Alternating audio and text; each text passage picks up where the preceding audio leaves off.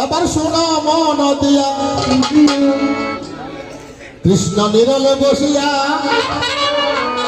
পূরণ করিব তোমার মনের বাসনা। ক আকার ল দীর্ঘিকার। আমার মহাদেব হচ্ছে কাল আর আমি হচ্ছে কি কালী। মানুষ মারা যাওয়ার পরে অনন্ত কোটি কোটি কল্প কল্প বছর মানুষ সেখানে পরলোকে থাকে। সব পরলোকের মালিককে আমার দেবাদিদেব মহাদেব। এই মহাদেবকে একমাত্র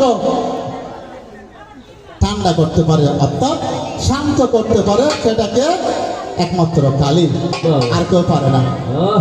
যখন সমুদ্র মন্থন হয়েছিল সেখানে মহাদেবকে আমি